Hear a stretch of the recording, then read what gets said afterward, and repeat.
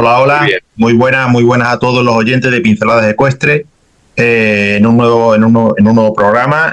Hoy traemos a nuestro programa a un jinete con el que teníamos muchas ganas de hablar hace mucho tiempo.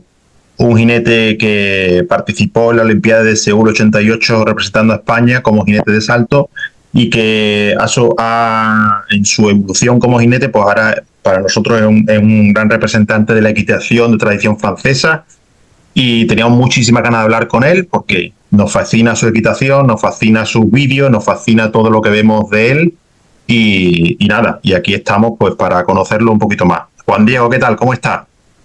Bien, muy bien, muchas gracias. Un placer estar con vosotros. Pues nada, paso a saludar a Antonio Calderón desde Colombia. Antonio, ¿qué tal? ¿Cómo estás? Raúl, muy buenas, ¿qué tal? ¿Cómo estás? Aquí feliz de estar con ustedes y nada, muy emocionado por el episodio de hoy. Pues nada, Juan Diego, como estamos los tres con un poquitín de prisa, pedimos disculpas a los oyentes, quizás el podcast de hoy no vaya a ser tan largo como otras entrevistas que hemos hecho, pero bueno, esto no nos dará la oportunidad de hacer una segunda parte en el futuro. Así que vamos a empezar a disparar nuestras preguntas. Antes de nada, dar gracias a las personas como nuestro amigo Jorge Cid, que nos ha ayudado mucho con la información que necesitamos tener sobre Juan Diego. Él nos ha ayudado bastante con las preguntas, con su investigación. Entonces vamos a empezar a preguntarle algo sobre su historia. Ahí voy, Juan Diego. Sabemos que usted fue un afamado jinete de salto. Su profesor fue Manuel Marta da Costa y que era un jinete muy fino. Nos gustaría saber qué diferencia o síntesis o qué tienen en común esa equitación que le inculcó Marta da Costa para el mundo del salto con respecto a la base de la doma que usted practica con el sistema de Bosser. Claro. Pues bueno, pues sí, la verdad que tiene una muy buena base, porque en el sentido que antes de pretender, digamos, ser un jinete domador en equitación, en alta equitación, en alta escuela, pues lógicamente hay que tener unas muy buenas bases de equitación más corriente, una equitación más corriente. Entonces, Marta da Costa, pues sí, sin duda es el ideal, porque dentro de los jinetes de salto de la época, pues diría yo que sí era el jinete más académico, más clásico. Y yo incluso digo, no tenía absolutamente nada que ver con José, sino todo lo contrario. Era sobre todo diría más comparar una equitación, si vamos a verlo, al Conde d'Or, el Conde d'Or. Su equitación es dorista, realmente. Pero, y aquí vemos cómo esas equitaciones son perfectamente compatibles, porque si se trata de entrar en la alta equitación, en máxima reunión, ligereza, todo eso, y los aires que derivan de esa capacidad de concentración, digamos, los aires que esa capacidad de concentración permite realizar, no quita que realmente el jinete y el caballo tienen que ser primero y previamente perfectamente aptos a una equitación que podamos llamar equitación de exterior. La equitación de exterior es la equitación, pues, de campo, de saltos, de todo, en que la franqueza, la solidez del jinete, la franqueza del caballo, en fin, la impulsión, no se trata de la impulsión académica, pero la impulsión elemental o corriente tiene que estar presente. En fin, que no se puede pretender una equitación superior sin tener la primera equitación, la equitación más elemental, perfectamente dominada. Y es uno de los problemas que se encuentran hoy en día en los jinetes que hacen doma o que pretenden domar caballos. Muchas veces les falta esa experiencia de la equitación de exterior, y por eso, y vuelvo a un caso un poco parecido, pues digamos que no tiene, bueno, en otra época el general Lot, por ejemplo, que fue alumno de Dor y de Boscher. Entonces, sí, ¿cómo se combina eso? Pues perfectamente, porque Dor es quien, para la equitación más de campo, militar, de exterior, de lo que sea, pues está perfecto. Es la equitación que él transmitía a los militares de la escuela de Saumur, como él fue en jefe. Pero cuando se trataba de domar sus caballos personales y de hacer presentaciones que hizo magníficas, notariamente, concretamente con el Pura Sangre Sicombo, delante de Napoleón III en el Palacio de la Industria, pues claro, ese caballo fue domado por los principios cocheristas. Entonces no son nada incompatibles, sino que al contrario, esas dos equitaciones se complementan según lo que uno quiera hacer, pero la primera no quita la otra y la otra no quita la primera, son perfectamente compatibles. Eso es lo que se puede decir. Muy bien. Ahí está. A mí me gustaría también, nosotros en este podcast hemos hablado con muchos jinetes de competición, somos tanto Antonio como yo, tenemos una educación de la equitación de la ligereza, pero particularmente yo, los últimos tiempos siempre digo que me he pasado al lado oscuro, siempre digo que me he pasado un poco a la equitación más alemana, aunque tengo esas bases y tengo esa base y tengo ese amor por la equitación de la ligereza, que fue la que yo me eduqué cuando me empecé a enamorar de la doma clásica, leyendo a Nuno y todo esto. Pero a mí me gustaría saber también, según su opinión, porque yo a veces siempre he pensado que quizás esa equitación para mí no estuvo bien explicada. Me gustaría también, por mi pequeña experiencia, yo estuve montando en Portugal. Y entonces yo no puedo negar que tuve cierta decepción al sentir que esa equitación de la ligereza estaba un poco incompleta y que solo miraba al caballo desde la cruz hasta la boca del caballo, la mandíbula, e ignoraba el resto del cuerpo. Entonces yo abandoné un poco esa filosofía de trabajo y me gustaría saber qué haría usted para convencerme de volver a esa filosofía de trabajo, o si usted tuviera que volver a castarme y decirme, no, Raúl, vente por aquí, que esto aquí. ¿Qué haría usted para convencerme de nuevo de volver a esa equitación? No, es muy sencillo.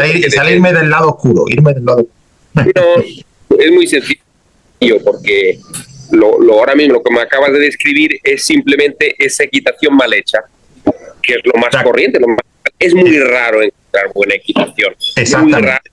Muy raro en nuestros tiempos, en el siglo XXI. O sea, si todavía vamos más atrás, a principios del siglo XX, hasta mediados, por ahí, pues bueno, podías ver en Portugal, en la época de Nuno Oliveira, Diego de Braganza, etcétera, etcétera, había en esa época, claro, que podías encontrar jinetes más finos, con esa mentalidad, con esa filosofía y con esa cultura. Hoy en día ya no, lo que se ve en Portugal, te digo, lo que se ve en Portugal no tiene nada que ver con la equitación clásica.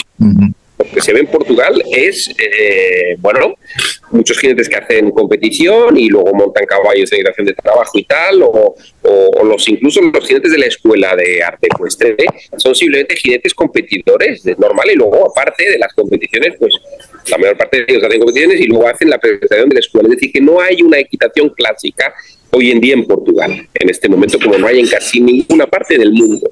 O sea, prácticamente ha perdido en todas las escuelas, que sea en la de Viena, como hemos visto, ya se ha visto tal, como la de Soria concretamente también, y como tal, pueden haber excepciones, pequeñas excepciones, un jinete otro que sea más fino, que se distinga más, pero lo que es la generalidad, esa equitación se ha perdido.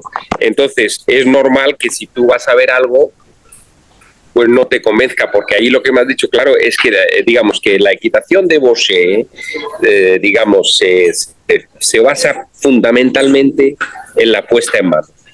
La puesta en mano, como la entiendemos en la equitación tradicional o de escuela francesa, no solo se refiere a una actitud de delante, refiere a una actitud de sumisión de todos los resortes del caballo. Y eso es lo que caracteriza la puesta en mano, y ya un principio de reunión y una sumisión absoluta de todo el aparato locomotor del caballo. Claro que en lo que concierne al tren delantero implica la elevación del cuello, implica la movilidad de la mandíbula, implica la flexión de nuca, manteniendo la nuca el punto más alto. Claro, eso es a la parte delantera, pero implica la sumisión de todos los resortes. Y esa puesta en mano es la que te permite reunir todavía más allá. Repito, conlleva en ella ya un principio de reunión, pero te permite llevar a la reunión necesaria para cumplir los requisitos de cada ejercicio. Porque claro, hay una posición madre, digamos, que hay que darle al caballo cuando se trata de un trabajo de escuela, de doma, claro, una posición madre que es la posición de equilibrio. Esa posición madre tiene que estar presente. Y luego, a partir de esa posición madre, damos las posiciones específicas a cada movimiento y con el grado de reunión que conlleva cada movimiento, porque claro, no siempre es bueno.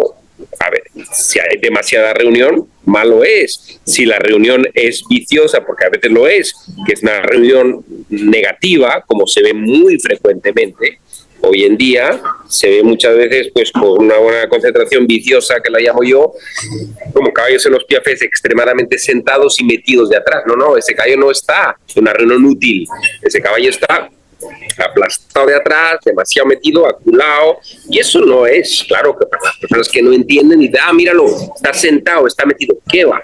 Lo que nos interesa es una reunión útil. La reunión útil es una actitud en la cual se llega y se sale con facilidad. Es una definición de Don Diego de Braganza muy verdadera y es la que hay que mantenerse.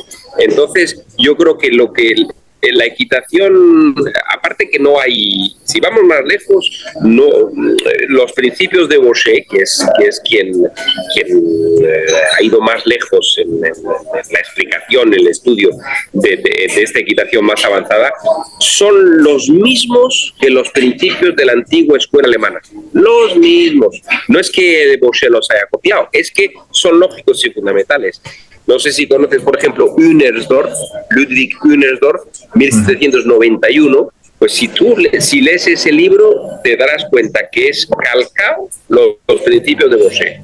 Habla del efecto conjunto, de la media parada, empezar por colocar la parte de delante, levantar antes de nada, todo, alguna flexión, todo. Entonces, claro, es que hay hoy en día mucha ignorancia en el sentido que no se entiende. Y la equitación, en realidad, yo puedo decir, la equitación es hay unos vídeos lógicos y los verdaderos maestros de todas las épocas y de todas las nacionalidades tienen puntos de conexión. Y es innegable si lo analizamos bien y lo vemos bien. Esa es mi opinión. Entonces, a ti, si no te han convencido, pues seguro, igual que no convence, pues ¿por qué no?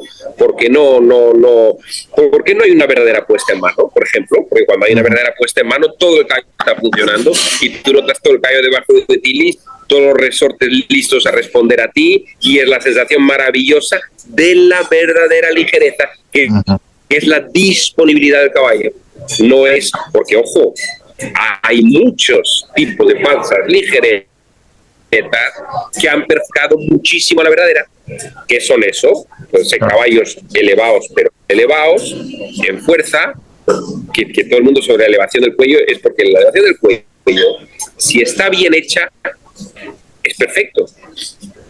Pero si está mal hecha, es dañina. Claro, de ahí que hay gente que dice, pues no eleves. No, claro, si no vas a saber elevar, no eleves. Pero tampoco le bajes el cuello, por menos. Entonces déjalo el caballo, ¿vale? No le hagas nada, ¿no? Pero si sabes elevar, pues solo elevando el cuello, el caballo, solo teniendo su base del cuello sostenida y alta, tiene el equilibrio, si no, no lo puede tener. Es la llave del equilibrio. En cuanto no lo tenga eso, no hay equilibrio posible. Bueno, pues Juan Diego, sabemos que usted mantenía conversaciones con Diego de Braganza, que escribió algunos libros basados en la tradición francesa. ¿Nos podría hablar de aquellas conversaciones y de qué aprendió leyendo sus libros? Claro. Sí, bueno, claro, él escribió el libro, él escribió ese famoso libro que fue traducido al francés por un tal René Baccarat. Él lo escribió en portugués y luego ese libro salió traducido en francés en 1975 y el libro se llamaba Equitación de tradición francesa. Y bueno, y claro que ese libro lo que hace es un análisis muy completo de lo que es la equitación de tradición francesa y desde sus orígenes hasta el boucherismo, claro. Y luego la comparación con esa equitación con la equitación moderna. Él ya habla de las competiciones en ese momento, claro, estamos en el 75 y ahí ya en esa época, pues bueno, realmente ya las competiciones de doma pues no aparecían realmente como pruebas de verdadera equitación de escuela con caballos brillantes. con esa ligereza, pues no.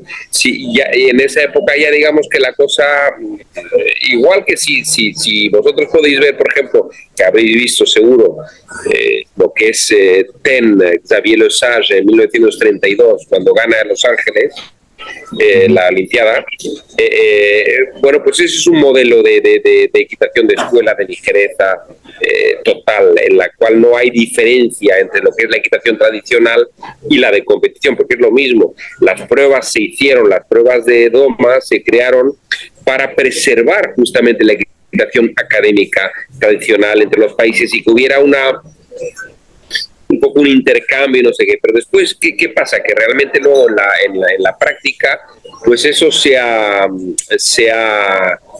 perdido completamente y realmente ahora son dos cosas dispares, en que las pruebas modernas pues no conllevan, pese a que los reglamentos de la FEI son correctos y todo lo que dice es más que correcto, pues no se respetan. Entonces en las pruebas no se respetan. En cuanto a Diogo de Braganza, pues bueno, él escribió ese libro magnífico, que fue un libro que me impactó, y luego pues yo tuve con él una relación de correspondencias y bueno, tanto con el trazo de mis caballos, de los espectáculos que yo presentaba, porque yo llegué a hacer un espectáculo, fue ahí que inicié, con el nombre de su libro, con Caballo Escuteiro. Llegué a presentar en un concurso un día la escuela antigua francesa, que es la del siglo XVIII, y otro día la del XIX, que es la de Boucher, es decir, el XVIII con los ejercicios más clásicos, hasta la levada. El caballo no hacía los saltos de escuela, pero sí la posada, los ejercicios más clásicos, con un bocado nada más, y trabajó el cuadrado de la Guérinière, con las passades, claro, el piaffe passage, las palas adentro, tal, todo a la antigua, con una mano, etcétera, y finalizando con la posada. Y luego al día siguiente, ese mismo caballo, pues claro, ya con filete y bocado, pues ya con los ejercicios más espectaculares que caracterizaron el periodo más floreciente, digamos, del bolcherismo, como el trote español, galope en 3 piernas, hacia atrás, pirueta sin verde, etcétera. Y eso fue magnífico porque fue en vivo, poner en vivo ese libro. Y bueno, a raíz de eso yo le mandé una atención, le mandé la cassette, le mandé no sé qué, y entablamos una relación que duró años, y bueno, íbamos comentando aspectos de equitación. Y yo tengo un libro, que voy a salir rápidamente, que será en francés primero, pero luego lógicamente en español y en inglés y tal, y en el cual, no todas, pero vienen algunas cartas, alguna correspondencia sobre algunos asuntos, pues ilustrando eso. Entonces sí es interesante, porque a cierto punto pues sí me siento, digamos, como un poco legatario, seguidor pues de él, en esta equitación de tradición. Exactamente. Ahí está el tema. Hablándonos del caballo esculteiro, sí. Sabemos que usted hizo la fantasía esta que usted nos ha comentado, con el galope hacia atrás. Entonces, por ejemplo, nos gustaría saber cómo se consigue ese galope hacia atrás y quiénes fueron sus referencias para conseguirlo, para conseguir el galope hacia atrás, que nos da mucha curiosidad cómo se consigue ese ejercicio. Claro, pues ya está. Pues ese ejercicio no es más que el resultado de un caballo en equilibrio. Es decir, ahí está cuando hablamos, es decir, que los ejercicios en sí solo son posibles, ese tipo de ejercicio, con la verdadera ligereza, con un equilibrio, como decía Boucher, de primer género o equilibrio perfecto, absoluto. Entonces el caballo, cuando llega a ese grado de equilibrio, la movilidad del caballo es tal que se puede desplazar con facilidad en cualquier dirección. Entonces es la reunión máxima, la ligereza máxima, y los aires más inverosímiles se pueden realizar, pero todo una vez. Si tú pretendes, dice, voy a enseñar a caer para atrás, no, ¿cómo vas a caer para atrás? Así, sin la posición previa, que es de la reunión del equilibrio máximo, de la ligereza absoluta y total, y ahí en cuanto llegas a ese punto, si llegas, en ese momento, ojo que también no todos los caballos se prestan a un galope hacia atrás, hay que ver, lógicamente, el caballo tiene que tener un buen galope para empezar, buenos riñones buenos corvejones, y vale, y ahí sobre un caballo que sea fuerte, que tenga buenos corvejones, un galope, va de acuerdo, podemos ir. No vamos a hacer un galope hacia atrás con un caballo que dice, pues no tiene un buen galope, un frágil de riñón, no tiene una facilidad a la reunión, pues no se te ocurre. Con ese caballo podrás hacer cambios al tranco, si quieres, y a lo mejor puedes hacer 50, 100, 150, 200, como he hecho yo con más de un caballo. Justamente con caballos menos dotados para la reunión, pues lo sé, digamos que como el Touch Dream, por ejemplo, pues ese caballo que no era nada dotado a la reunión, era un hijo de una yegua pura sangre, un caballo belga, un caballo de salto, y unos corvejones muy rectos, un riñón frágil, que no parezca luego en el trabajo porque está musculado, pues no sé qué, pero la realidad es esa. Bueno, pues en ese caso no se me ocurre.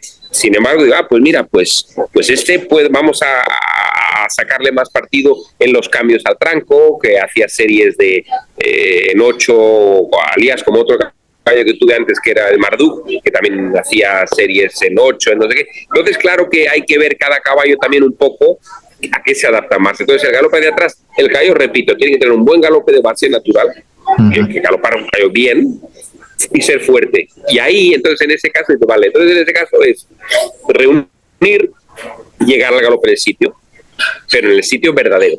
No es totalmente como el piafé, igual que el piafé verdadero es en el sitio, que no debe avanzar. Un piafé es en el sitio.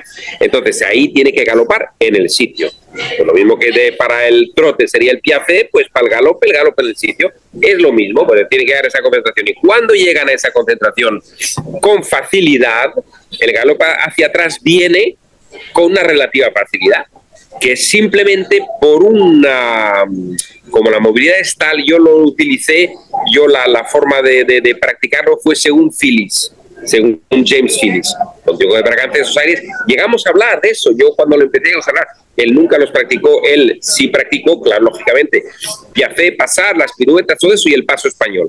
Y ahí se quedó en lo que son los aires de fantasía, la rombette y el paso español. Él nunca lo había practicado, pero hablamos de eso cuando yo estaba tomando el caballo.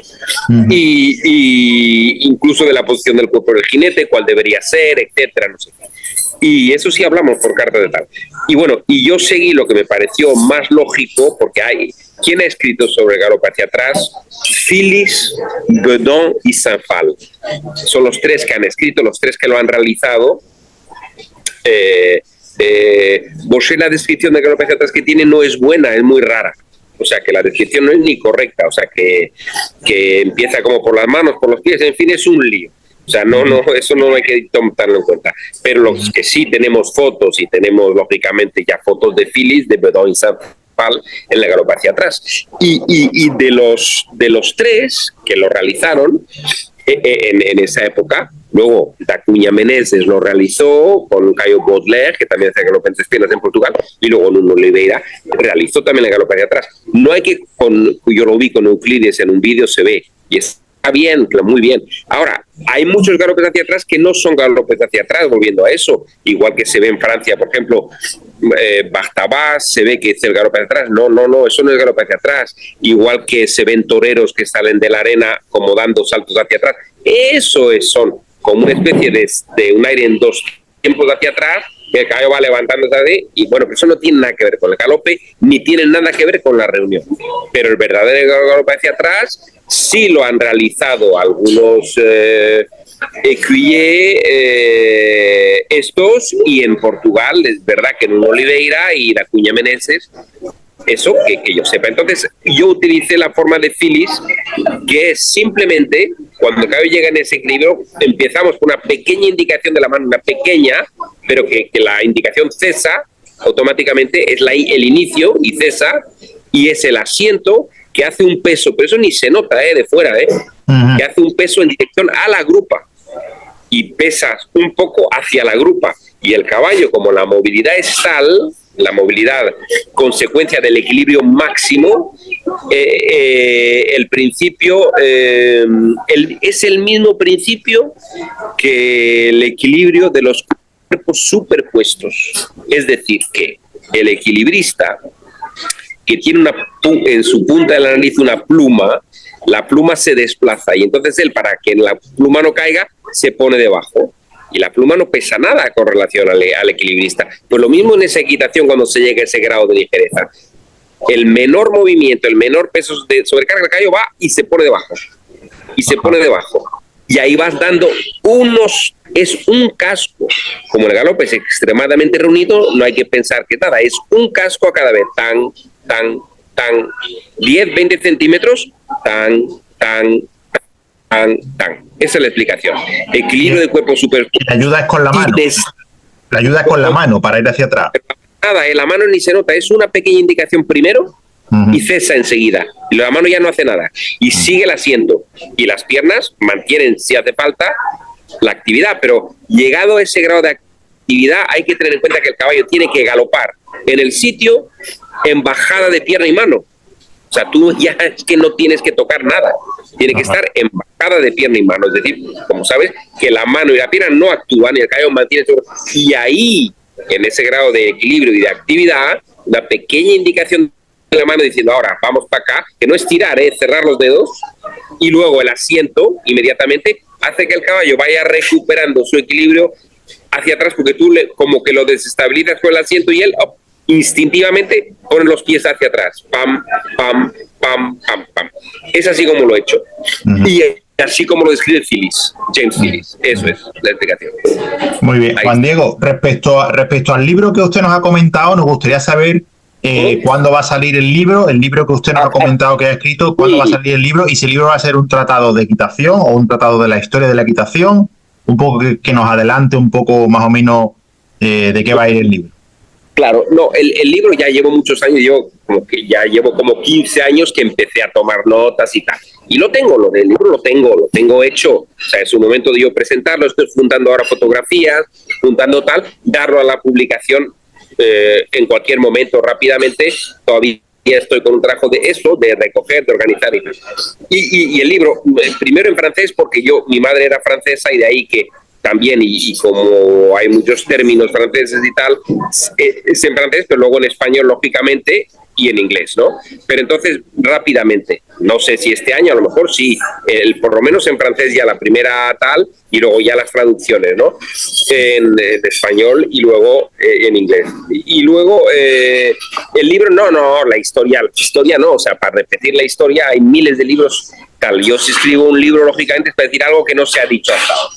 Algo que no se ha dicho, y es justamente esto, una introducción lógicamente histórica, un poquito de por qué es un tal lío la equitación, porque la equitación es un lío para mucha gente, porque unos dicen de una forma, otros de otro, uno de una forma, de otra, pero ¿qué es lo que se hace? Pero así, pero no puede ser así. O sea, la equitación tiene que haber un núcleo, una base de decir, bueno, como todo, es una ciencia, y tiene que tener sus principios lógicos, no pueden ser dos. Es un principio.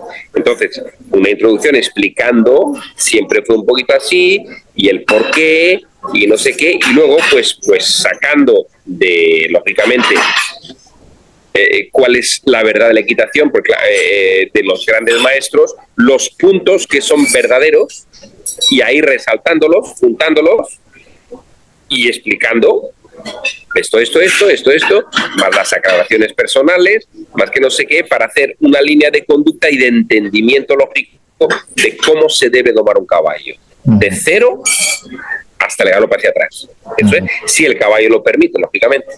Eso es, ahí está el tema. Ahí sería. Muy interesante. Quería preguntarle, Juan Diego, ¿usted cree que todos los caballos pueden llegar a hacer a todos los ejercicios o hay ciertos límites?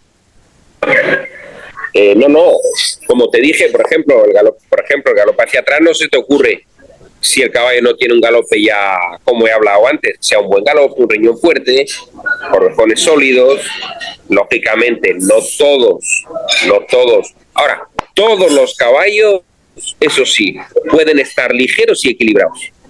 En la mano, colocados y en equilibrio. Esos todos, clarísimo. Agradables de montar, todos. Ok. Y volviendo al tema de la literatura ecuestre, que se ve que su merced pues ha estado muy metido ahí, ¿qué libros nos recomendaría para los interesados que están muy como metidos en el tema de la equitación, de tradición francesa, como toda esta equitación que nos han comentado? ¿Qué libros o qué tratados nos recomendaría? Sí, mira, yo lo que recomiendo es el de Don Diogo, si lo pueden encontrar, de equitación de tradición francesa, y equitación académica del general de Carpentry, 1949, equitación académica, también, porque es un libro que permite familiarizar a las personas ya con los términos, lo que es la puesta en mano, lo que es el efecto conjunto, lo que es el ramené, lo que es el sobre. O sea, son libros, tanto uno como el otro, que hay que leer antes, si queremos leer a Baucher, o a Bedon, o a Favreau-de-Querec, o a Saint-Phal, hay que leer antes de poder leer a estos otros que citamos. Entonces diría Don Diogo y de Carpentry, y luego, si queremos ya, con esa preparación de términos ya con un conocimiento ya, pues se puede leer Baucher, Favreau-de-Querec, Lot, Bedon, Saint-Phal, diría, de los franceses. Y luego el libro del Gimnasio del Gallo de Steinbrecht, también, por supuesto lo recomiendo, que no es contradictorio, ni mucho menos, si se entiende bien, aunque él critique y no sé qué, pero en el fondo no es contradictorio en absoluto.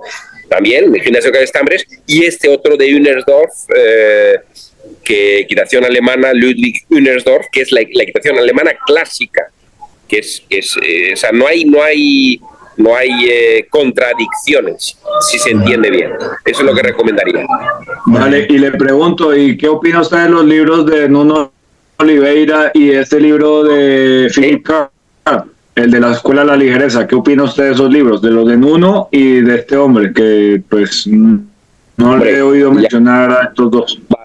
No, porque bueno, vamos a ver, Nuno Oliveira pues no lo menciono, pero ojo, no es distinto, porque los libros de Nuno Oliveira me gustan mucho porque son muy filosóficos, muy artistas, muy poetas, pero no son tan técnicos ni tan... es una filosofía, es muchas veces sus anécdotas, sus formas, y de ahí que no lo he mencionado, pero sí, es muy bueno leer, por ejemplo, Reflexiones sobre el arte ecuestre, que fue, digamos, yo creo que fue el segundo libro de Nuno Oliveira, que lo vi en el 65, y es un muy buen libro, pero no es tan... es un libro más fácil de leer, más más poético, más filosófico, no tan estructurado, pero claro que sí, para la filosofía fundamental, para impregnarse del arte, de la filosofía, del espíritu, es magnífico. Lo de Philip Carr no lo aconsejo, vamos, en absoluto, o sea, no está ni a la altura, ni se puede comparar con las personas que estamos hablando, y además, incluso hasta lo diría, es perjudicial. O sea, no está bien. Yo me veo confrontado todos los días a alumnos de esa escuela que incluso ahora mismo en Francia, el fin de semana pasado que estuve, y en Alemania, que vienen con muchísimos vicios y muchísimos falsos conceptos que cuesta mucho reeducar y restablecer. Y es ahí donde considero que esa escuela de ligereza es de falsa ligereza y perjudica mucho a la verdadera. Tanto los clientes que la practican como a la imagen de la ligereza, porque eso no es la verdadera ligereza. La verdadera ligereza es ligereza en la impulsión. Desde que hay disponible, todos los resortes móviles, no son cuellos levantados por fuerza, las cabezas cogidas con las manos, los clientes no paran de mover las manos, para arriba y para abajo, en fin, es un lío que digo que cuesta más sacarlos de ahí que si no hubieran estado. Entonces eso sí que no lo recomiendo. Eso es. Muy bien, y esto me contrasta a mí ahora con hacerle la pregunta de la equitación deportiva actual, de dejar las manos quietas, vamos, yo ahora mismo estoy entrenando un potro con una persona que me está entrenando, y es deja las manos quietas y conéctalo ahí hasta que se conecte. ¿Qué opina usted también de esa equitación? De dejar las manos quietas, como si fuesen dos riendas fijas y vámonos. Claro, la mano quieta, la mano, por supuesto, la mano quieta, la mano fija, la mano fija no quiere decir que los dedos estén cerrados, quiere decir que la mano no se mueve, está en el mismo sitio, es la base de la equitación, que sea la equitación más básica o más avanzada. Entonces, eso es fundamental. El caballo tiene que venir a la mano, establecer el contacto como consecuencia de la impulsión. Es lo que se llama puesta sobre la mano. Y luego, una vez eso establecido, podemos hablar de puesta en mano. que es ya, en cuanto se le levanta el cuello, se le coloca, se le empieza a reunir más. Claro, pero la primera es necesaria para la segunda. Y claro que en estas escuelas de Tálana, pues nada, eso no existe, es lo contrario, incluso para suplir esa falta crean unas cosas rarísimas de acción-reacción, es decir, le tiran de los caballos para que lo tiren para abajo, en fin, que hay un caos total entre caballos y jinetes y no, o sea que es que, como te digo, es que no es contradictorio. La equitación bocherista es una equitación que se debe, digamos, como inserir encima de una base. Y ya sobre esa base adquirida de caballo y jinete, dice, vale, ahora quiero ir más lejos, bueno, ahora quiero hacer poesía ecuestre, ahora quiero, vale, pues tendré que afinarme más mi equilibrio y mi tal, pero nunca debo perder de vista los principios básicos de la equitación. Y como los pierdas de vista, adiós, se cae todo el edificio. Y es lo que pasa en esas escuelas. Eso es mi idea. Quiere decir, por ejemplo, empezar a manipular con las manos mucho los cuellos, ¿no? Empezar a mover mucho las manos cuando a lo mejor el caballo no está de verdad hacia adelante, en buen equilibrio natural, y ya estamos moviendo las manos y haciendo cosas raras, ¿no? Eso es a lo que te refieres, ¿no? Lo mismo, y en la escuela de ligereza, pues empezar a levantar la cabeza de los caballos cuando ni siquiera han venido a buscar un contacto con la mano. Es que no es el momento de levantar.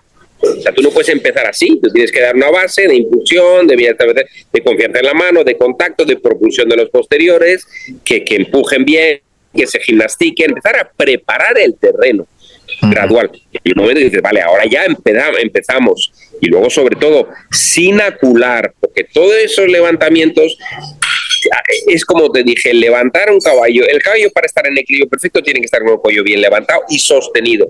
Sostenido quiere decir que él aguanta arriba, que no es tu mano, que ya él se queda ahí arriba. Bueno, pero para eso hay que hacer el proceso de elevación sin fuerza. Es decir, que no le puedes forzar. Tú tienes que ir indicando al caballo, quédate aquí, quédate aquí, quédate aquí. Y él poco a poco va poniendo sus músculos en juego y él se va quedando. Entonces ahí, ¿qué pasa? Que él va levantando el cuello y sube la cruz, no la hunde. Y consecuencia de subir la cruz, el dorso lo tensa en el buen sentido, que le da una tensión elástica a todo el ligamento ilioespinal, que es el ligamento de la línea de encima.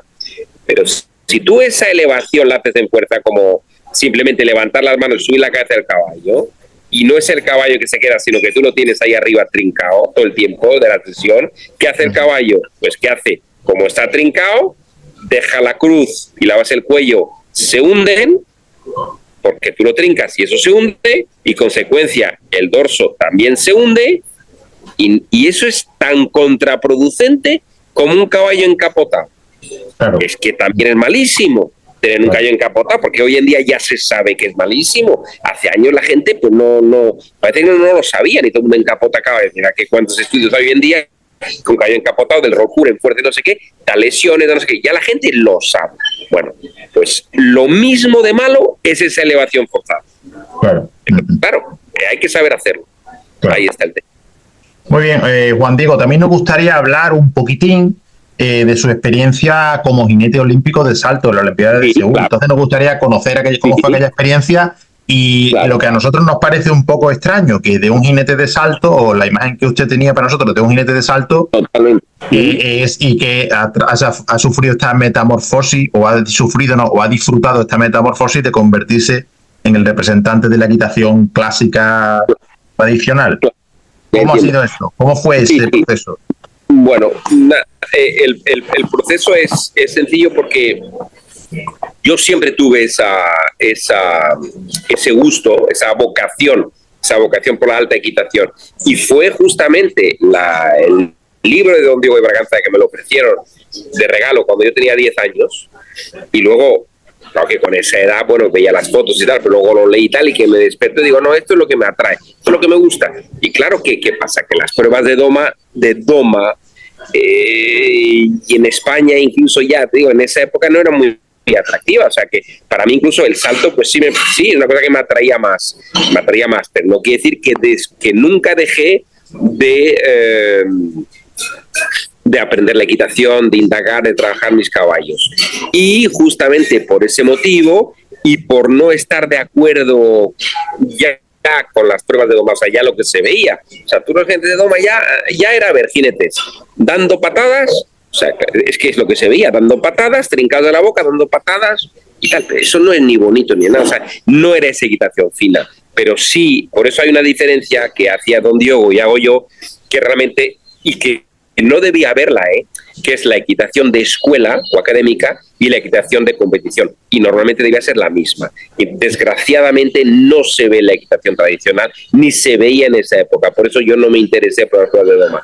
Pero tomando la filosofía de don Diogo y de Nuno Oliveira, también, cuando yo leí los primeros libros de Nuno Oliveira, digo, esta es mi filosofía completa. O sea, que ya había leído yo antes de Nuno Oliveira don Diogo, de Carpentry, Bochet, los franceses, y luego lo leí más tarde, digo, mira, la filosofía es esta, y entonces ahí me encuentro en una práctica digamos, más artística, en la cual no hay restricciones, y ahí empecé yo a presentar caballos, pues mis caballos, y no me hizo falta nunca buscar caballos, era simplemente los caballos que tenía, los caballos o de salto, o de no, o un caballo que cogí aquí o ahí, en precios pequeños, digo, pues este lo voy a domar, le voy a hacer esto. Y esa libertad de poder decir, vale, pues, y llegar a los resultados que he llegado, que son realmente, pues son magníficos, con el escuteiro, con no sé qué, y con otros caballos, y sin más. Y esa es la libertad magnífica que te da eso de decir, no voy a cerrar a un tipo de caballo, a unas exigencias, a unos movimientos naturales de base ya buenos, ya te metes en un túnel que te priva te quita alas, te quita... Y no, me voy a meter en una equitación libre, la equitación de escuela. Y de ahí me vino la idea, después de presentar esos caballos, para al mismo tiempo hacerlo útil, porque yo los caballos los presentaba en los concursos de salto, que yo saltaba, y al mismo tiempo pues hacía las dos cosas. Llevaba un equipo de caballos de salto, algunos el mismo, que llegaba a hacer presentación de alta escuela antes del Gran Premio de salto y después con el mismo, o pues otros, un par de ellos, y hacía las exhibiciones, el salto, desde el concurso, lógicamente, desde el lado útil, pues primero me rendía mucho más, lógicamente, porque todo lo que de gastos pagados, de más de sobra, de todo, o sea que yo tenía eso y tal, y lo del salto venía además. Y entonces, y luego, pues esa posibilidad de enseñar lo que uno quiere, libremente, y ya está, fue eso. Y de ahí me vino, pero es una vocación que yo he tenido toda la vida. Luego, naturalmente, vino por ahí. Yo creo que también por el hecho por estar en Portugal, porque yo fue en los primeros años, como Portugal tiene mucha tradición de espectáculos, de presentaciones, siempre lo tuvo, pues fue así. Yo me acuerdo que estaba trabajando uno de mis caballos, un caballo checo, y un señor iba a hacer una subasta de fotos. Dijo, oye, nos gustaría mucho que hicieran una presentación de escuela, que nos encanta, tal. Digo, bueno, vale, ¿por qué no? Y fue la primera. Y de ahí, pues en España, y luego de Francia, que tal fui, luego me vieron en un sitio y en otro, etcétera, etcétera. O sea que salió, digamos, naturalmente. Y fue así, naturalmente.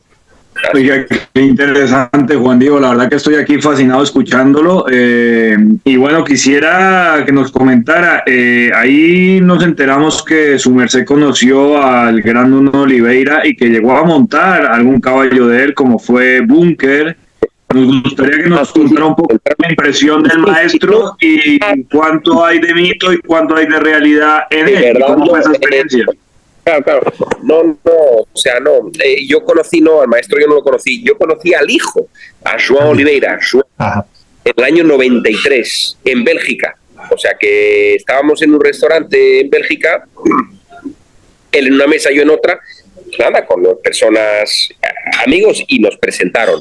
Yo justamente había estado en Portugal haciendo unos concursos de salto y ya había elogiado a su padre. Bueno, me había preguntado cuál es tu filosofía, no sé qué, y ya había elogiado a su padre, por sí, que admiraba la filosofía de Nuno Oliveira, claro, como estaba en Portugal, pues lo dije. Y él había leído el artículo porque estaba en la revista ecuestre, ¿no?, de portuguesa. Y dijo, sé que eres admirador de mi padre y no sé qué, y tal, y a verte cuando vengas, o vente por la Quinta de Obreros y tal, que estaba ahí él, y fue en el 93. Entonces ahí pasé por la Quinta de Obreros, fui y me dijo, mira, te voy a sacar el búnker, que no lo trabajaba normalmente, pero le voy a dar cuerda y lo vas a montar y tal, te hace la ilusión montarlo de mi padre, que lo tengo aquí y tal, no sé qué, y lo monté y es así. Y el búnker, claro, fue de los últimos de los sementales que él tenía de rusos, que fue la última versión de sus últimos caballos, digamos, ¿no? Pues fueron esos sementales rusos, que era el búnker y algún otro, y fue y lo monté y nada, y bueno, el caballo no estaba trabajado, pero sí no estaba muy en trabajo, pero me acuerdo perfectamente que tenía una muy buena puesta en mano, un paso español muy regular, muy cadenciado y que lo mantenía el tiempo que quisiera, un muy buen pasar, un piafecito, que tenía un piafecito porque el caballo no daba para más, tenía un piafecito, o sea que claro, hay que saber la medida tal, y bueno, y unos cambios al tranco que hice 5 o 6 cambios al tranco, pero repito, el caballo no estaba así en afinado, ¿no? Pero sí me marcó, ojo que yo era joven en ese momento, 93, o sea, ¿cuántos años tenía yo? 27 años. Claro que ya tocaba esas cosas porque las fui tocando desde siempre. Yo empecé a poner mis caballos, eso, de salto siempre, pues iba a entrar pues un poco un pasar, un poco un piafé entre los concursos, un poco el paso español y los cambios al tranco, yo iba poniéndolo siempre, ¿no? Pero que tampoco tenía yo la capacidad para juzgar como puedo juzgar ahora, con 59 años.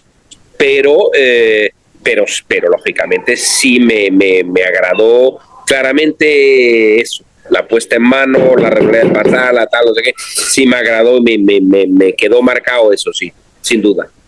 Sí. Quería preguntarle que si usted tuviese que elegir a un alumno de Boscher a lo largo de la historia, ¿quién sería el que mejor ha transmitido las enseñanzas de Boscher? El mejor alumno, digamos. Sí, de los alumnos de Boscher, sí. Elegiría sin duda por los relatos. Y ¿Quién, perdón? ¿Puede repetirme quién? No, digo, el general Lot. Ajá, vale. Sí, porque es los relatos que hay.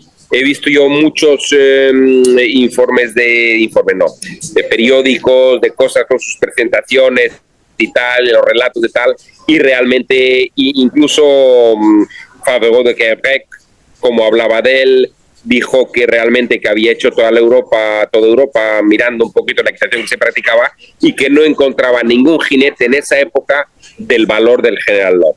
Y yo pienso que hay una vez más, sin duda, y no es por casualidad, porque el general Lot tenía una base ya de equitación de exterior, por lo militar, por todo, y cuando conoció a Boscher, pues digamos que se sofisticó su equitación, pero sobre una base muy sólida.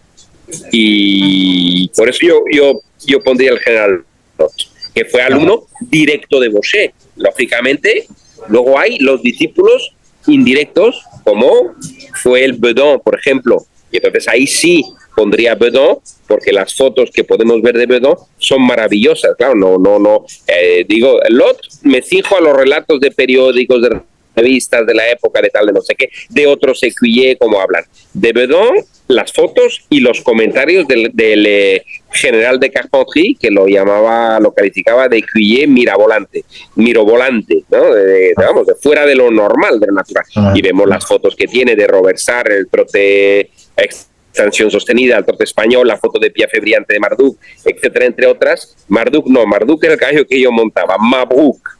Y es excepcional. Entonces yo diría Lot, y luego en la línea de Boscher, sin haber sido su alumno, pero haber sido alumno de un alumno, siendo alumno de Fabergé, de haberlo trabajado con Fabergé, porque él estaba bajo las órdenes de Fabergé en el ejército y lo veía montar y tal, pues diría Bedon.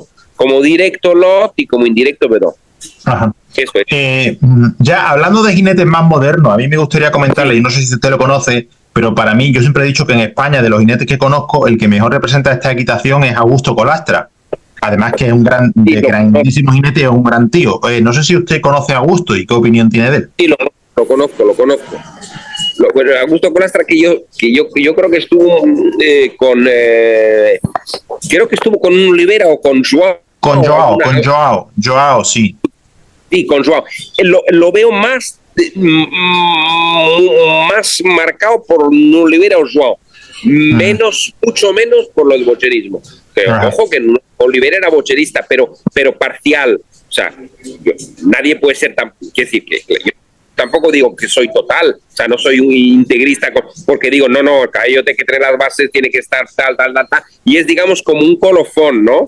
Ajá, pero Nuno Oliveira era menos que yo, en el sentido que los caballos buscaban menos la posición menos elevada, menos tal, y Augusto Conastra, que lo conozco y lo he visto montar, sí, lo veo más de eso y menos del aspecto bocherista. Sí. Más Oliveira, influenciado. Sí, probablemente, sí, es así, sí. Eso es. Bueno, y quisiera preguntarle, Juan Diego, ¿usted cree que la doma clásica deportiva actual y la equitación de tradición francesa están condenadas en algún momento a encontrarse y a entenderse en el futuro, o cree que va a ser difícil? Bueno, pues creo que, te voy a decir la verdad, que creo que las cosas están evolucionando en un buen sentido, ¿eh? Porque cada vez hay más conciencia de que realmente que las cosas no se están haciendo bien y no se están haciendo bien en la doma de competición, y más abertura a saber, a entender y más realmente más lo que debe ser una equitación racional, metódica, lógica, respetando el caballo, por todo esto que decimos de la conservación del caballo, del respeto al caballo, de todo esto. Claro, en la equitación clásica es que eso es inherente, o sea, es que no se fuerza un caballo, tú lo preparas y lo equilibras, y cuando está relajado, descontraído, equilibrado, ahí le pides. En cuanto a la equitación moderna, no, los caballos se fuerzan, es decir, se trabaja el ejercicio por el ejercicio, directamente se repite, se hace, y como los caballos son buenos, tienen tal, lo acaban haciendo. ¿Por qué pasa? Que el caballo, no estando equilibrado, va a gastarse más pronto, se va a usar más rápido, se va a deteriorar, se va a lesionar, etcétera. Pero eso no es sano ni normal. O sea, un caballo domado, bien domado, dura hasta los años que sea. O sea, ¿qué quiere decir estos caballos que duran 2 años? Eso es porque está mal hecho. Si es que esto lo ve todo el mundo. Y hay mucha gente que está ya disgustada, ya empiezan a haber cambios, yo creo, porque antiguamente, claro, que ya algunos ya se empieza a considerar ya, pues eso, que los caballos no estén tan encapotados, ya se buscan las pruebas que no hayan esos trotes tan espectaculares en los caballos más jóvenes, porque son trotes forzados, que no salen de la reunión, que es, digamos, que al contrario, los caballos lo hacen porque evitan la reunión, y el jinete se engaña y es un trote. Juan Diego, perdone, quisiera preguntarle, ¿usted qué opina, por ejemplo, del Totilas? ¿Qué impresión le da cuando ve esas pruebas que hacía ese caballo, que pues fueron un boom en su momento? Claro. Pues mira, nada, el Totilas, por ejemplo, es un ejemplo claro de que esa equitación no es buena. Es un caballo muy dotado, súper dotado, y ahí hablamos, sin preparación, sin nada, el caballo simplemente comprimido entre las ayudas, no relajado, simplemente trincado entre la pierna y la mano, cogido a tenazas. Como el caballo tiene la capacidad, lo hace, pero eso lo hace uno entre 100, o entre 1000. Por eso es Totilas, pero eso no es una forma de equitación. Y entonces, claro, ese caballo, ¿qué pasa? Que yo personalmente, a mí el piafé, el pasar de ese caballo no me gustaban. A mí no me gustaban. Yo veía, hay tensión, está demasiado sentado, demasiado contraído, a mí no me gusta. En cuanto podía haber sido maravilloso. Entonces llegan a que no guste, luego esos trotes que hace sí son espectaculares, maravillosos, pero si tú ves que el cuello está retraído, recogido, las riendas de 10 centímetros atrincado casi en la boca del caballo, es que es explotar un caballo fuera de serie con una mala equitación. Y claro, los resultados sí, pues son muy bonitos, y sobre todo muy bonitos para el que no sabe, pero para el que sabe de verdad ya no son tan bonitos. Porque yo y gente que tenga algunos conocimientos, como estos más antiguos tal, lo pueden ver. Eso a ti no te engaña a las masas, sí, al gran público, al público, y a los jueces, porque los jueces hoy en día ya son ignorantes. O sea, los jueces hoy en día no son gente. Antiguamente, pues mira, el general de Capauti fue juez, el coronel Margot fue juez, por citar ecuíes de cuadro negro de cuidado en jefe, tal. Y bueno, son gente que han tomado caballos que saben, pero hoy en día, ¿qué pasa? Hacen cruz de juez, hacen no sé qué. Ni siquiera han montado San Jorge, o a lo mejor han llegado a San Jorge, o ni siquiera sé si es un requisito, o no sé qué. Y se ponen a jugar cosas a juzgar cosas de las cuales no saben, que no han vivido, que no tal. Claro que se dejan engañar. Claro. Se echan arena a los ojos, el totilas con las manos ahí, como el público. Por eso no está bien. Y esos récords en la puntuación no son realistas. Son un engaño, una ilusión. Yo prefiero 50 veces o 1000 veces ver la reprise del Lesage, Xavier Lesage con Ten en 1932, medalla de oro, con su pura sangre Ten, que era un caballo de lo más ordinario que había. Ordinario en el buen sentido, ordinario, que era un pura sangre como 50.000. Tenía una buena salida de cuello, para arriba, era grande y nada más. O sea, no tenía unos aires normales. Bueno, pues ese caballo denota que hay una equitación, una puesta en mano, una ligereza y una doma. En cuanto ves el totilas con los movimientos exuberantes, pues está bien para el que no sabe. Entonces yo, y en mi libro justamente hago una comparación de justamente sacando el totilas y Ten, justamente. Y es interesante por eso. O sea, mi opinión sobre el totilas es un caballo extraordinario. Perdone, Juan Diego, y le pregunto, ¿y el Valegro qué me diría de él? Un caballo que pues se ve que pues tiene otro sistema de trabajo que pues sí, como que es más fiel a los cánones clásicos, ¿no? Que también se presenta de una manera más natural, no tan explosiva. No, yo ahora del Valegro tampoco me gusta, por otros motivos.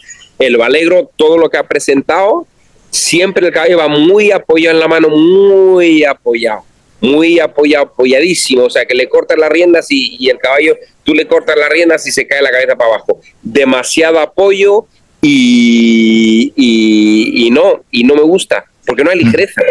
No me gusta. Muy bien el caballo también, pero ha faltado equilibrar ese caballo. Ha faltado, son caballos superdotados, pero les ha faltado la preparación que hablamos y no la han tenido. Entonces, han utilizado los caballos porque son caballos superdotados, pero falta para el que sabe juzgar, falta esa base, esa preparación. Por eso tampoco me gusta el Valegro. Diferente, de los jinetes actuales del mundo de la competición, de los jinetes, ¿quién diría usted que es el que mejor representa la equitación de la ligereza? Si es que hay alguno que para usted la representa. Yo, en mi caso, por ejemplo, a mí Cal Hester es un jinete que me gusta mucho. Humberto Smith me gusta mucho también. No sé si son jinetes yo diría que sí, que quizás esos dos sí son los, digamos, que podría decir que por así decir, quizás los únicos que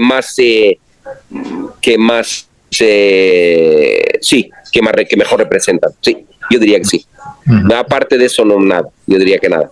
Ahora, por ejemplo, viéndolos en la final de la Copa del Mundo, hace poco, ¿no? Los tres medallistas o los tres tal, ¿no? Que quedaron en los 2 puntos, pues yo para mí esos que han ganado, pues nada, yo para mí eso es en media, o sea, en un juicio verdadero de equitación, eso es un 5 y medio, si vamos a darle sobre cómo realizan su trabajo de alta escuela, porque luego los caballos, bueno, trotan, apoyan, claro, todo naturalmente, pero cuando vamos a las piruetas, y pasar y cambios al tranco, 5 y medio. Yo le doy. Claro, es que ahí un poco es como se dice, ¿no? Que quien ha hecho hace las leyes de la trampa, ¿no? Te crías esos super caballos con esos super movimientos y claro, con esa amplitud, ¿cómo no puedes puntuar eso mal? No puedes puntuar. No, eso no se puntúa mal, pero cuando vamos al donde el jinete ha tenido que intervenir, que es los ejercicios que derivan de la reunión y hace pasar y piruetas, y los ejercicios que son también técnicos, aunque el caballo tenga un mucho menor grado de reunión, pero requiere una tecnicidad, pues ahí ya en estos ejercicios a los que te digo, yo eso no los punto más que digamos que pasan la media, o sea, pasan la media justo, nada de brillante. Juan Diego, ya perdone, ya lo último antes del cuestionario. Sí. Y yo siempre pienso que jinetes como usted deberían de competir también para enseñar ese trabajo, claro, ¿no? Para enseñarlo y para mostrar algo distinto, aunque a lo mejor al principio los puntos sean pocos, pero yo creo que también sería una buena forma de educar a la gente, ¿no? De educar y traer esa equitación de nuevo a las pistas, ¿no? Claro, no, bueno, eso no es la opción es la contraria, es la que yo me opté en lugar de competir por presentar en exhibición. Y Ajá. ahí digo, bueno, ¿puedo competir o puedo presentar? Y yo opté por la libertad, porque Ajá. el arte todo es la libertad. Y ahí Ajá. digo, bueno, y de ahí que he presentado lo que he presentado. Y si Ya, no, ya. me hubiera ido como 50.000 buscando caballos específicos y confinado en una equitación, confinado a repetir los mismos movimientos en las mismas tal, buscando puntos, y digo, no, yo me he ido por el arte, y de ahí que hay gente que es más, y ahí cuando digo que mi filosofía es la de Nuno, y sin duda influenciada por Don Diogo, porque Don Diogo de Braganza era esa filosofía, y yo leí el libro y digo, yo aquí me identifico. Y entonces yo en lugar de eso, pues digo, vale, los saltos, yo he hecho mi competición de saltos y las he hecho durante años, porque me atraía más que la doma en un primer momento, la verdad, porque la doma como competición no me atraía, y luego lo que sí me atraía realmente era la doma verdadera, o sea, el domar un caballo, la escuela, y ahí me fui por la... Entonces, claro, yo es lo contrario, yo me he ido por esa vertiente, que es la que he seguido en mi vida. Ahí está. ¿Cómo vivió usted el éxito de los principios del caballo español y los jinetes españoles en Olimpiada, en el mundo de la competición? ¿Cómo lo vivió usted? ¿Lo vivió con ilusión? Sí, me acuerdo perfectamente de los primeros que fueron, de la Escuela de Jerez, el evento, el tal, no sé qué. Sí, claro que sí, con ilusión, me gustaba. Además que los primeros caballos que yo tuve, vamos, yo casi el segundo, como me gustaba la doma, pero no de pequeño, ya me gustaba la equitación, la doma. Yo me acuerdo que tuve un caballo español, digamos mi segundo caballo, un caballo español, y justamente, y bueno, porque me gustaba eso, ir enseñando un poquito el paso español, algo así tal. Entonces yo los caballos siempre me han gustado, y luego, pues, como te digo, porque la doma realmente no, aunque hice mis pruebas de doma, pero pruebas de doma de niño, de juvenil, en Madrid, el concurso social o concurso tal, pues hacía incluso con un caballo salto y doma, igual, y tenía mis premios normales, o no, he ganado prueba de doma, o he ganado la de salto, estoy igual, pero que a la hora de interesarme por algo deportivo, pues el salto realmente era mucho más atractivo. Más atractivo. Alguien joven en ese momento que la doma en España, ¿no? Mucho más atractivo, mucho más... Y luego, como me gustaba lo que era el domar un caballo y la equitación artística, pues he optado por esa vertiente de presentar los caballos, y también por admirar mucho y querer seguir los pasos, pues, de un Bochet, de un Phillips, de un Oliveira, pues artistas que han presentado sus caballos, tenerlos como referencias y seguir esos pasos. Ahí está el tema. Muy bien. Bueno, pues una pregunta técnica, preguntas técnicas sobre el trabajo en la mano, que tenemos curiosidad sobre los toques de la vara según problemas que puede tener con algunos caballos cuando se tocan los caballos en la mano. Nos gustaría saber qué recomienda usted. Supongo que esto también enlaza con lo que dice usted del general de Carpentry. Entonces nos gustaría saber, cuando usted trabaja caballos en la mano, cómo arreglar, por ejemplo, un caballo que al ponerlo hacia la pared, pues tiende a acostarse en la pared y a doblarse mucho al interior. ¿Dónde tocaría con la fusta? ¿Dónde tocaría con la fusta? ¿Dónde arreglaría ese problema? Un caballo que hace, un caballo, dices tú, que se echa entre la pared, ¿no? Se echa a la pared, se dobla mucho al interior cuando lo tocamos con la fusta. ¿Cómo arreglaría usted ese problema? Sí. Hombre, muy sencillo, porque los caballos antes de en las preparaciones, claro que todo no es solo para piafar, ¿no? El trabajo a la mano primero tiene una preparación de puesta en mano, etcétera. Tiene las piruetas inversas, directas, etcétera, y una movilización de la grupa en los dos sentidos. O sea, que ¿Usted hace las rotaciones de grupa, las trabaja usted? ¿La rotación de grupa a pie a tierra las trabaja? Claro, y en los dos sentidos. O sea, que yo, sin moverme, el caballo debe ceder. Si yo estoy, digamos, a la izquierda del caballo, la grupa debe cederla hacia la derecha, igual debe cederla hacia la izquierda, hacia mí. Y eso es muy importante, esa movilidad de grupa, para destruir la resistencia. Eso es crucial. Entonces, un caballo en un momento es muy sencillo. Cuando un caballo, si se da el caso que va, pues como está acostumbrado, basta pasar un poco la fusta ahí al otro lado, traer un poquito la grupa, sacarle en una pirueta, poner en su sitio, ya lo pone, eso, y enseguida se pone más derecho, más tal, y ya está. Ahí lo ves, la importancia que tiene la preparación, y al tener la preparación, pues ya no te encuentras con los problemas. Eso es, por ejemplo, esa movilidad de grupa en los dos sentidos, sin que el domador cambie de posición. Es fundamental. Y entonces ya no te pasa eso. Con los caballos que pegan patadas al tocarlos con la fusta, ¿cómo lo arregla usted? ¿Cómo arregla usted o dónde los toca? Muy fácil, muy fácil. Si él pega una patada, tú le das otra, en el sentido, no tú, pero la fusta. Tú le das un toque, él te pega una patada, le das otro toque. Más fuerte, pega una patada, otro toque, hasta que hay un momento que él ya al toque ya no da la patada, ya pum, se remete, lo acaricias y ya está, terminado. Ajá. 2 veces, o una máximo, adiós, las patadas. Los caballos, luego también, por ejemplo, el caso de los caballos calientes que se agobian cuando se ven por la pared. Cuando un caballo es muy, muy caliente y se agobia ahí con la pared y la fusta, ¿cómo lo arregla usted? Sencillo, también otra vez por el efecto de conjunto en este caso, el efecto de conjunto a la fusta, y ahí vemos por qué la preparación es importante.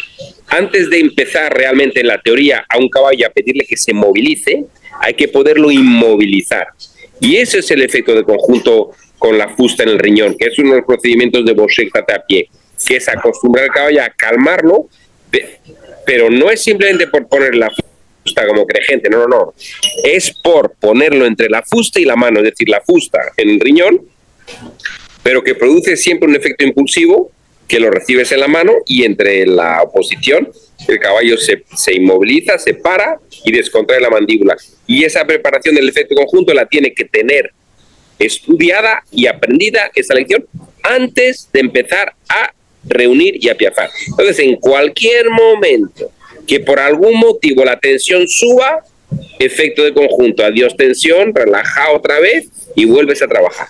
Ahí está una vez más la preparación por la cual es importante. Eso es lo que... Exacto. Qué interesante. Y el galope que yo me acuerdo, yo vi muchos de los videos que usted tenía con Esculteiro, que no lo había hecho antes, y de hecho de esos videos me inspiré muchas veces. Me acuerdo, había 2 ejercicios que uno lo intenté hacer en práctica que me salió, que era de un piafé, paraba la música y luego hacía llambeo una mano, volvía, hacía piafé y luego hacía llambeo la otra mano. Ese me encantaba y lo practicaba, lo llegaba a practicar con algunos caballos. Y el otro que me llamaba la atención, que ese sí no lo he puesto en práctica, tampoco me lo he intentado, es como un galope como en llambé, o sea, como en 3 remos haciendo llambé. ¿Eso cómo se consigue? No, bueno, eso es el galope en 3 piernas, entre remos. Ese galope en 3 piernas se dice galop sur 3 jambes. Sí, pero la diferencia es que va haciendo llambé, porque yo lo he visto en algunos caballos de rejones o en algunos caballos que hacen espectáculos. He llegado a ver, pero no lo he visto con la mano estirada haciendo llambé, como lo he visto en su caso, con el Esculteiro. No, claro, es que la forma correcta de realizarla es como la del Esculteiro. Ese es el galope en 3 piernas. Lo demás a lo mejor no es. Tiene que ser así en jambet. Todos esos aires tienen base la jambette, y luego la jambette se va introduciendo en el aire. Una vez más, ese ejercicio, pues yo lo enseñé según los procedimientos de Phillips. También, igual que galope hacia atrás, pues ese también. También lo hizo Bedon, lo hizo Saint-Phal, cada uno un poquito a su manera, y a mí también me pareció lo de Phillips la más, lógica, y me fui por ahí y lo enseñé según Phillips, que es al fin y al cabo ir progresivamente metiendo la jambette en el galope y no de la jambette querer salir al galope. Más o menos es eso.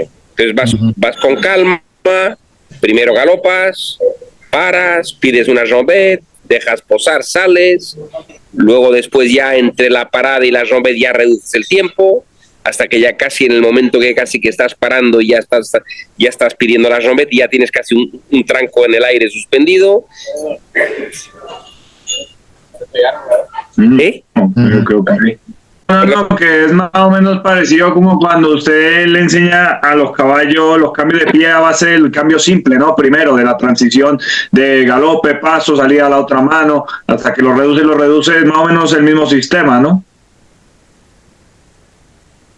Sí, la verdad que en equitación todo lo que quieras domar que enseñarle, hay que ir de lo más simple a lo compuesto con una referencia, ¿no? Y entonces, bueno, pues sí, en los cambios de pie concretamente la base es en las salidas al galope. O sea que, porque al fin y al cabo un cambio de pie es una salida al galope, sin que el caballo salga del galope, se mantenga en galope y es una nueva salida, ¿no? Entonces los cambios de pie es más bien afinando las salidas a los dos lados, poniéndolo muy atento a las salidas al galope, las sanciones de vuelta al paso, que denota que ya tiene un buen equilibrio. Y digamos que después lo haces esa salida al galope sin que el caballo deje de galopar. Ese es el cambio de pie en el aire. Pero el galope en tres piernas, igual, es decir, que tú vas metiendo primero en la parada y luego ya pues vas galopando y vas reduciendo el galope, casi como que vas a llegar a parar, pero sin parar y ya, ¡pum!, ya le pides la jambette.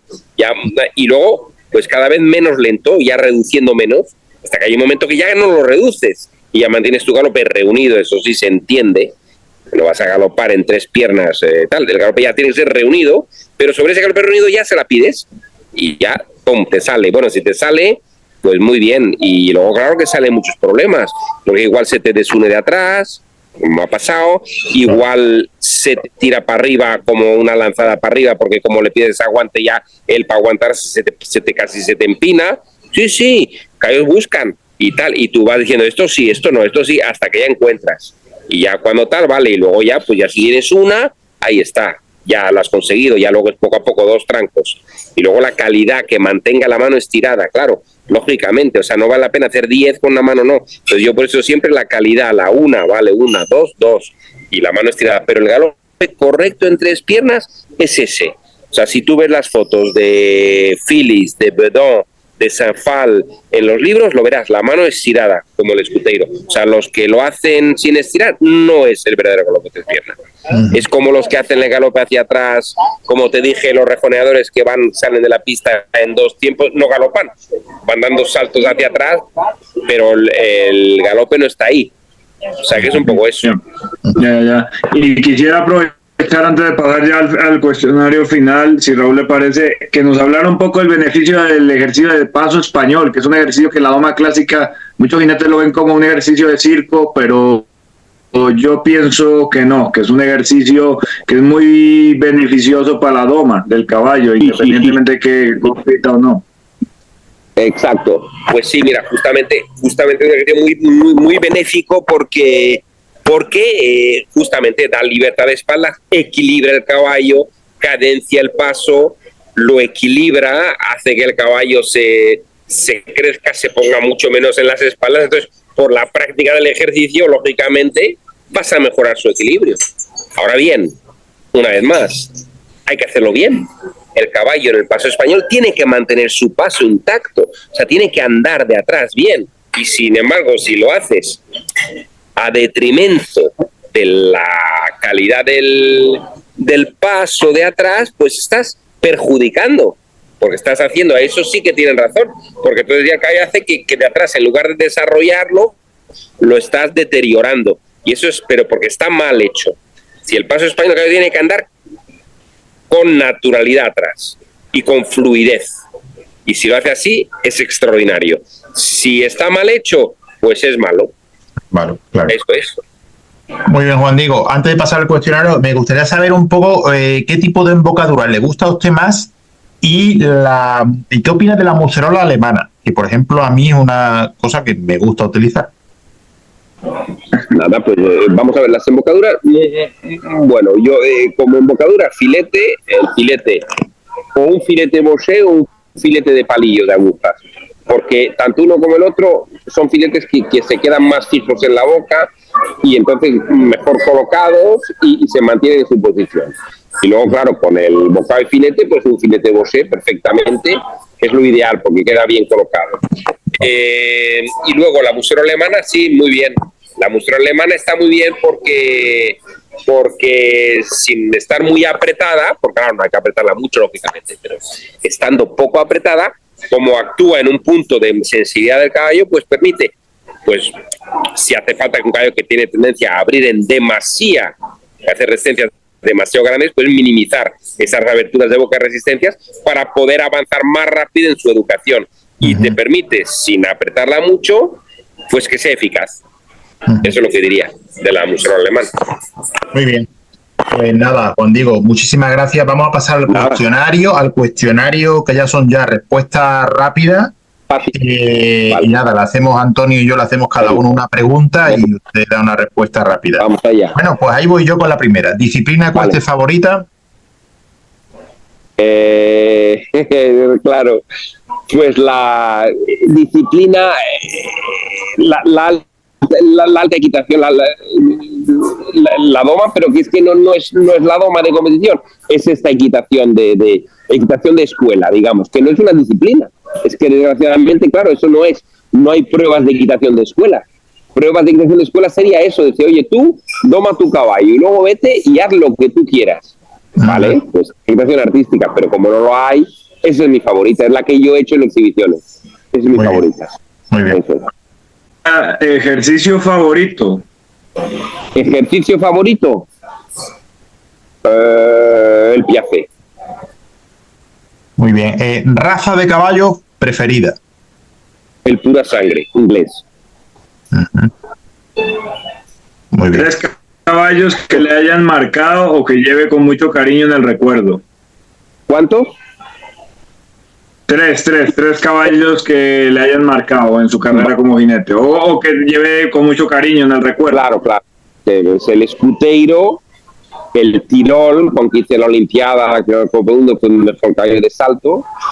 2, y ahí está un tercero. Ahí en el tercer lugar hay muchos. Son esos 2, y en el tercer lugar pues ya es ocupado por muchos.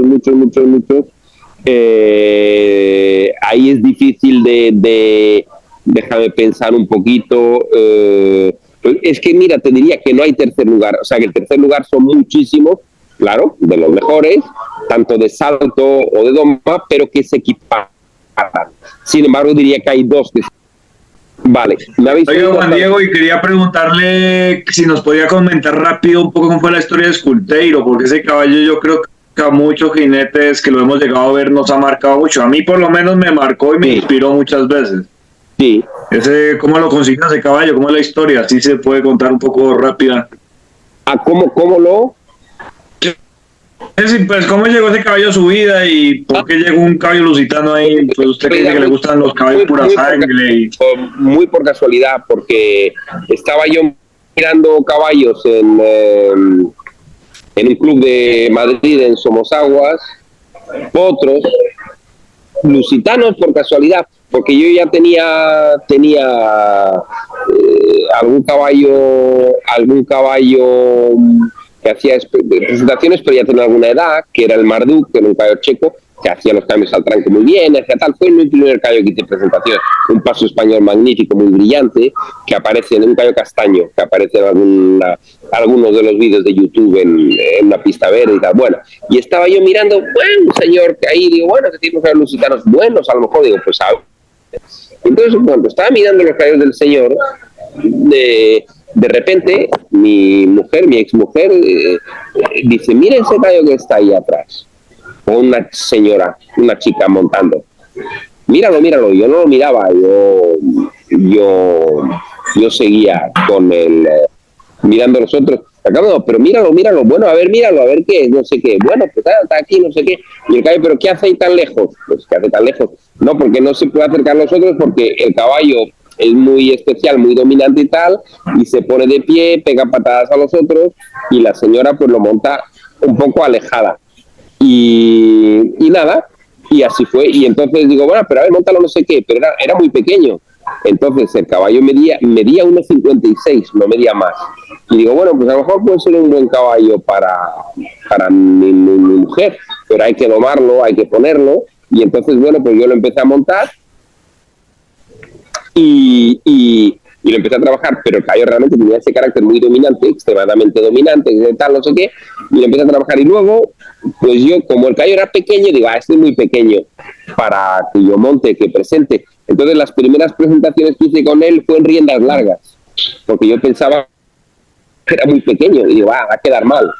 Y y resulta que el caballo luego ya, como se fue musculando tanto, fue cambiando su cuerpo completamente, pues un caballito, pues era un atleta, y pues ya, pues yo a ver un momento,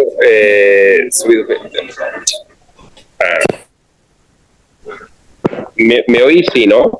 Sí, estamos Vale, escuchando. que un 83 y medio y tal, aunque claro, muy delgado, ahora más gordo estoy, pero no mucho, pero un poco más, pero en esa época más muy delgado, pues bueno, pero aún así, el caballo 1,56, pues imagínate, pues dice, pues digo, no, pero el caballo se puso el doble, pero con este trabajo se puso el doble, o sea que es que queda una bola de músculos, de tal, como habéis visto en los vídeos, pues ese caballo medía 1,56. Y entonces ya queda bien, pues le empecé a montar y a domar, y ahí fui, pues en una progresión, digo, y ahora esto, y ahora lo otro, hasta que fue todo el repertorio que tuvo. Y el caballo lo presenté hasta con 22 años en presentaciones públicas. Y luego, ya sí, mi mujer lo presentó con 24 en unas presentaciones en Francia, en París, en Macron, no sé qué, ya con 24 años. Y nada, o sea que es un caballo totalmente con un carácter muy fuerte, muy dominante, muy tal, y que luego, claro, también le daba esa expresividad y ese brillo que tenía, pero claro, que era un caballo muy con su carácter. Eso fue la historia un poco. Muy bien. Eso era la historia. Bueno, pues nada, después de este inciso seguimos con el cuestionario. ¿Jinetes o personas del mundo del caballo que le hayan marcado?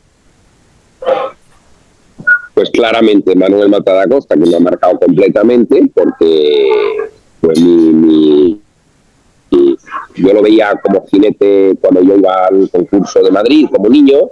Eso fue por lo que me hizo también ese concurso, pues muy atractivo, un buen ambiente y tal, pues me hacía un poquito soñar con lo que era el concurso hípico, y pues era el jinete que más me llamaba la atención. Y luego cuando tuve oportunidad de montar con él, pues mira, con 16 años fui a Francia y ya me marcó muchísimo, ¿no? Y luego él siempre tenía esa equitación académica, sabiendo la importancia de la equitación más artística y conociéndola de cultura, no practicándola, pero teniendo todo el respeto y la cultura. Y yo me acuerdo que él también me decía, debes leer, puedes leer, y incluso me indicó la primera librería en París donde compré mis primeros libros.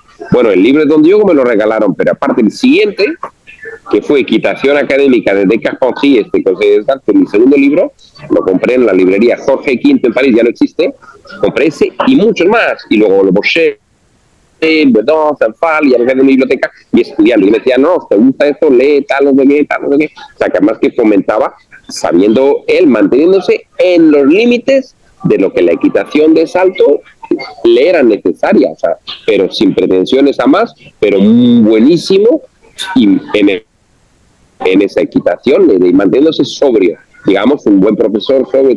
Me ha marcado luego Diego de Braganza, lógicamente, porque es el que, gracias a él, he conocido la equitación de escuela y me ha abierto horizontes hacia esa equitación gracias a su libro, y luego en la correspondencia que hemos tenido, el alta equitación. Y esas son las dos personas que me han influenciado en mi carrera, exactamente. Bueno. Diría eso. Esta parece la misma, pero no es la misma, Juan Diego. Jinetes famosos favoritos. Pues, a ver, hablamos de doma, salto. Ahí está. De lo que quiera. De lo que a usted le guste. Bueno, pues mira, de doma te voy a decir, claro que los antiguos. Xavier Lesage con Ten, medalla de oro en Los Ángeles, como he dicho. Henri Saint-Martin, suizo. Patrick Le Roland, que fue medalla de bronce en Múnich, más reciente.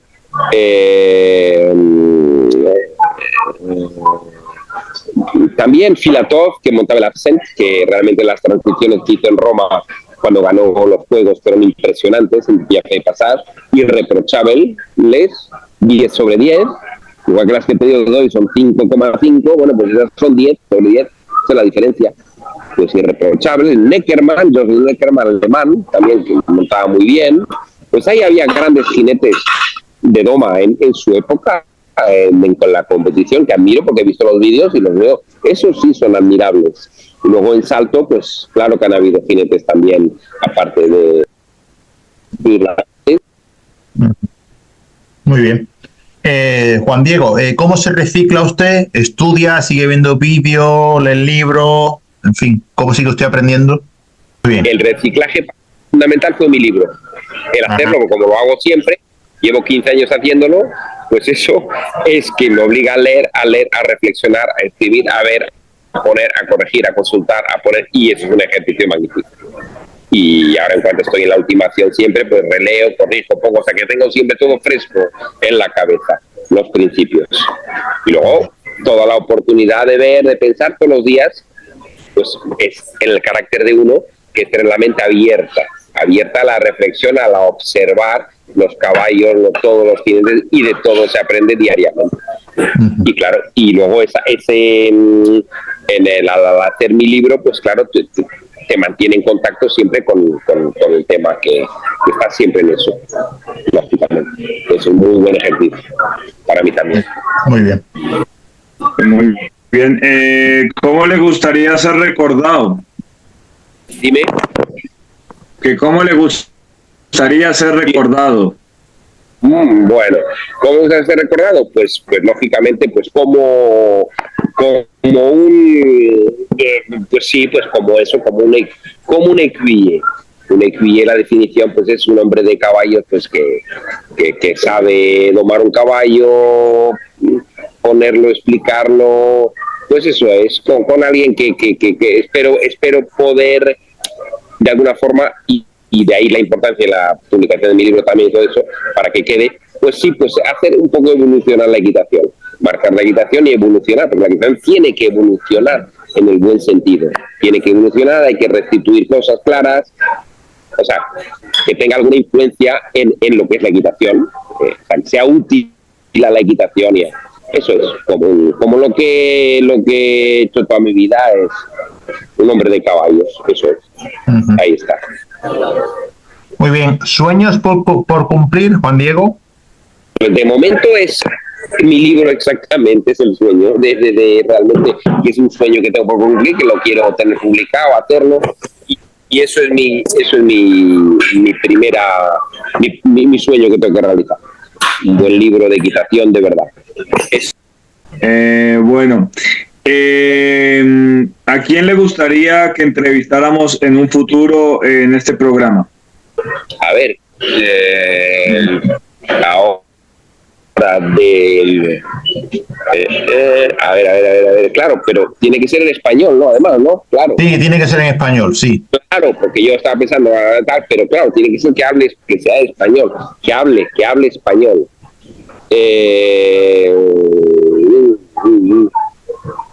A ver, déjame ver que...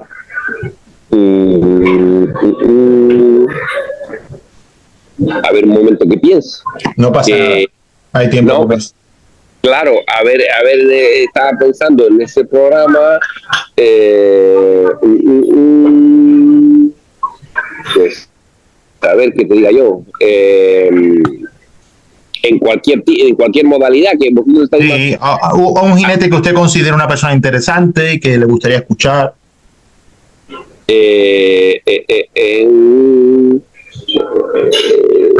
Puede ser portugués, porque los portugueses casi todos hablan español. Si tiene algún jinete portugués que le guste. Hablan, sí, eso en portugués también se puede. Pues mira, la verdad que tampoco así sé, así que decirte. Te digo, así no me viene así mucho. Si tiene usted algún jinete francés, si tiene usted alguna preferencia de francés o en inglés, lo intentamos, hacemos el esfuerzo. Sí, claro, hay más, pero ahí en España, pues no sé los clientes. Es que te digo que yo ahora tampoco veo yo en España de más en doma y tal, así tampoco veo yo, pero yo creo que sería bueno un poquito alguien de la escuela de jinete, un poquito, a ver qué mentalidad, qué tienen que decir, porque esa escuela también es importante, representativa de arte en España, y yo no sé los clientes que hay ahora mismo, que no hay, pero los que estén un poquito despuntando, un poquito tal, pues sí, o a lo mejor a uno de los antiguos, que tiene gracia, por ejemplo, Rafael Soto, por ejemplo, pues bueno, no sé si habrá estado en el programa ya, pues por ejemplo, ¿por qué no? ¿Sabes? Gente así, No, con su carisma. Rafael todavía no ha estado, ha estado Ignacio Rambla, pero Rafael todavía no. Rafael sí lo queremos tener. Bueno, pues Rafael Soto, por ejemplo, porque él hizo lo que hizo en sus Olimpiadas, en sus cosas, con sus caballos, y bueno, gente sin duda con un sentimiento y un sentimiento de arte, pues que sí, que se distingue un poquito de lo demás. Yo diría eso. Muy bien. Diría eso mismo. Bueno, pues nada, pues nada, estupendo. Pues vale, Antonio, quiero hacer la última. Venga. Yo solo quiero hacer una última, Juan Diego, ya que yo le escucho que usted le da mucha importancia al arte y en eso me siento muy relacionado con su merced. ¿Nos podría decir para Juan Diego Trevijano cuál es la esencia del arte ecuestre o en qué se basa el arte ecuestre? Vale.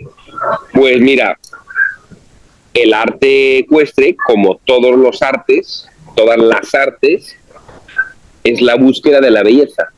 Eso es el arte, ¿no? O sea, un artista, pues tú buscas la belleza, ¿no? ¿Y cómo buscas la belleza en la equitación y cómo te acercas a la belleza? Pues reproduciendo las actitudes naturales que el caballo hace cuando está libre, cuando está contento, cuando está el caballo entero al lado de las yeguas, y de eso es lo que nos tenemos que inspirar, de esos momentos muy esporádicos que tiene la naturaleza, y nosotros tenemos que crear de una forma que sean más constantes a lo largo de una exhibición, por ejemplo. O sea, que tiene que mantener esa brillantez durante todo ese tiempo. Por eso, en equitación hablamos del equilibrio natural y el equilibrio artificial. El equilibrio natural, claro, el caballo de naturaleza lo hace, entra en ese equilibrio, lo hace y sale, y ya es artificial montado, porque tú tienes que recrear o acercarte al máximo a eso. Y es artificial, ¿por qué? Porque primero lleva un jinete encima, que eso ya no es natural, y segundo, que tú además lo tienes que mantener durante 5 o 10 minutos, y ahí hacer los movimientos. Por eso es artificial, porque lo mantienes durante un tiempo más allá de lo que podría ser. O sea, en la naturaleza un caballo a lo mejor, pues eso, se acerca de una yegua, está ahí, no sé qué, tiene un momento, luego ya se relaja, va a otra cosa y ya se pone. Pues eso es, pero el arte ecuestre es reproducir esos momentos tan bonitos que el caballo tiene cuando está en libertad. Y eso es lo que es el arte ecuestre. Y reproducirlos debajo del jinete. Ya está, eso es el arte ecuestre. Pues muy bien, pues una definición fantástica, perfecta, que nos encanta. Así que nada más que yo me gustaría, ya lo último que tengo que mencionar para los oyentes que no hayan visto montar a Juan Diego, me gustaría que la gente se animase a buscar vídeos en él, me gustaría hacer desde aquí un recordatorio a la persona que a mí me descubrió, Juan Diego García Trevijano, fue un profesor que tuve en un curso de técnico deportivo, que es Pepe Linero, que recuerdo que Pepe nos puso un ejemplo de un jinete de salto que tenía una posición envidiable y que montaba de una manera muy clásica. Y me acuerdo que en el curso nos pusieron un vídeo de Juan Diego García Trevijano montando, y yo personalmente quedé fascinado porque nunca en mi vida había visto un jinete de salto montando tan bien, con una posición tan bonita a caballo, saltando. Entonces también, desde aquí, gracias a Pepe Linero por descubrirme a Juan Diego hace 10 años, y luego la vida me ha llevado a conocernos personalmente hace poco en Estados Unidos, y sí, es verdad. Y gracias también a Jorge Cid, gracias por la ayuda con la entrevista. Y nada, Juan Diego, que un millón de gracias. Perdona que le hemos robado el tiempo, que hemos dicho una hora, llevamos ya 2. No hay problema. Muchísimas gracias, Juan Diego.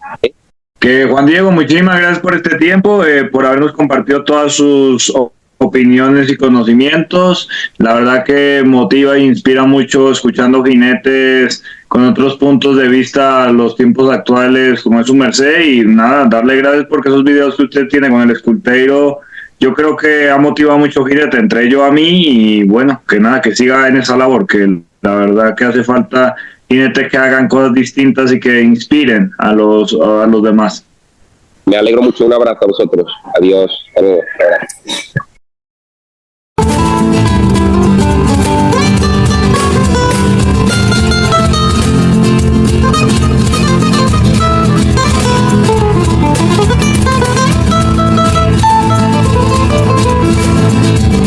Hasta hasta aquí este episodio. Si te gustó, te invitamos a que nos sigas en nuestras redes sociales de Instagram y Facebook, Pinceladas Ecuestres, para así podernos ayudar a crecer y estar atento a nuestro contenido. También te invitamos a que te suscribas en nuestros canales de Spotify y YouTube y le des a la campanita para que puedas estar ahí atento a nuestros episodios. Muchas gracias.